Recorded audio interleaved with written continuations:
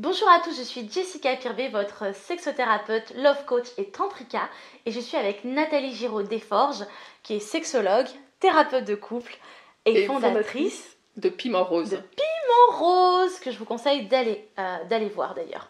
Alors avec Nathalie aujourd'hui, on a envie de parler d'un sujet.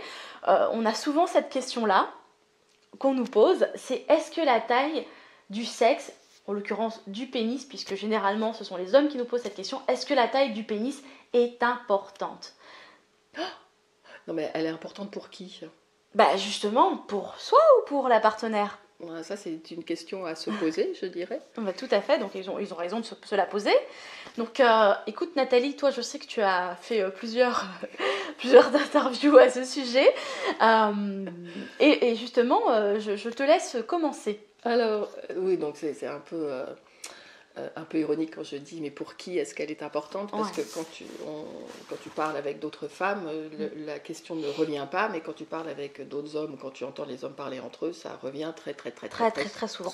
Ouais. Donc la taille se mesure parce qu'elle se voit. D'abord, c'est un attribut qui peut se mesurer.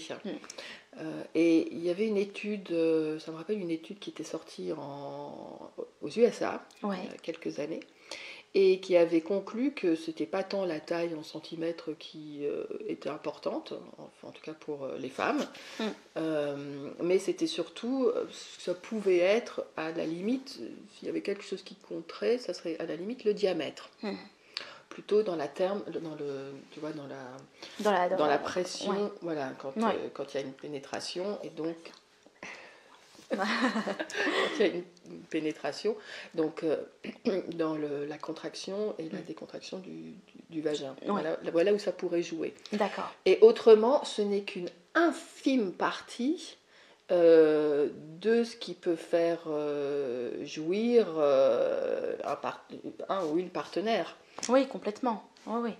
T'as tellement plein voilà, t'as les doigts, t'as la langue, t'as tellement... T'as le nez, t'as les cheveux, l'accessoire érotique, il y a tout plein de choses qui rentrent en compte. La voix. Exactement, le souffle. Le dirty talk, enfin les mots, la magie des mots, le pouvoir des mots. Enfin bref, il y a tellement de choses qui peuvent accompagner la femme dans son plaisir. Et c'est pas tant, je veux dire, la façon dont tu vas pénétrer que ce qui s'est passé avant. Comment est-ce que, je vais parler de la femme, comment est-ce qu'elle a été éveillée, parce que le corps, en fait, quand il s'éveille, il se gorge de sang, les muqueuses se gorgent de sang, donc plus ça se gorge de sang, plus le corps est réceptif. Exactement. Donc plus les sensations de plaisir se diffusent. D'où l'intérêt des préliminaires. Exactement. Et donc, effectivement, un homme qui va savoir justement jouer avec tout ça, qui va pouvoir faire monter le plaisir de sa partenaire, etc., aura quelque part moins, enfin j'ai envie de dire moins de pression avec la pénétration, parce que il y aura déjà des choses, il aura déjà fait monter le plaisir, voire fait jouir sa partenaire avec ses doigts, sa langue, son souffle, ses mots, enfin bref, tout ce qu'il peut utiliser, et il y aura moins de pression. Et justement, peut-être d'éviter de se mettre la pression sur le sexe pour justement s'autoriser à utiliser toute sa créativité. Mais oui, et puis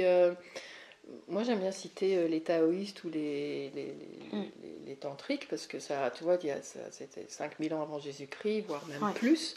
Et donc il y a vraiment des traditions qui sont ancestrales. Il y a des traditions africaines aussi, enfin la culture autour de la sexualité, elle est très très vaste. Et ce que ça nous apprend, c'est que par exemple dans la pénétration, c'est technique taoïste, de la pénétration, c'est 1, 2, 3, très très peu à l'entrée du vagin, et puis après un coup un peu plus fort.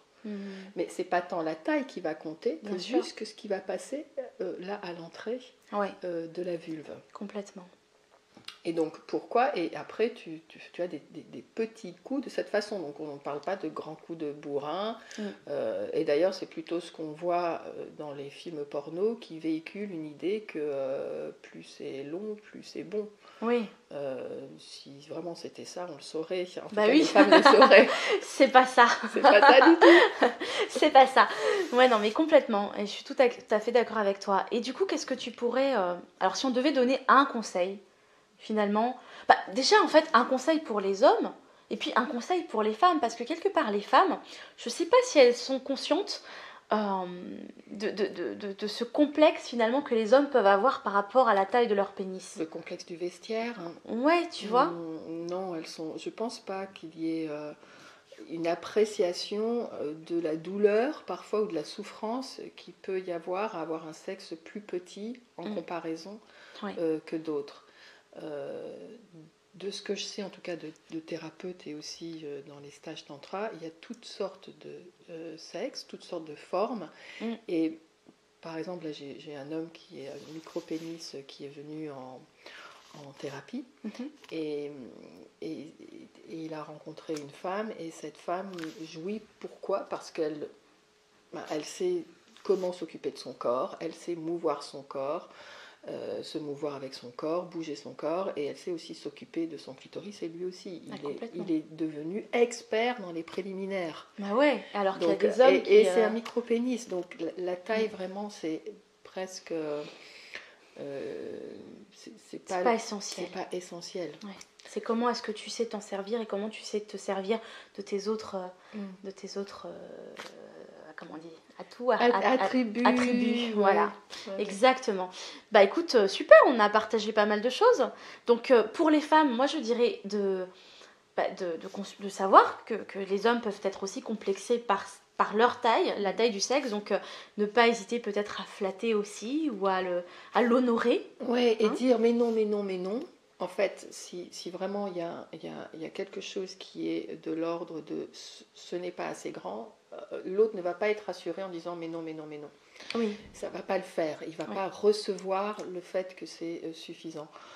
En revanche, dans certaines situations, pouvoir dire ce que j'aime quand permet de rassurer et permet que l'autre puisse entendre, alors que tu vois ce qui se passe pour la personne. Alors que si on va dans la contradiction en disant mais non, c'est pas vrai, l'autre se sent pas entendu dans sa souffrance. Oui, de dire bah non, t'as pas un petit sexe, ça aide pas quoi. Non. C'est plutôt j'aime quand je sens ton sexe, quand tu me prends levrette par exemple.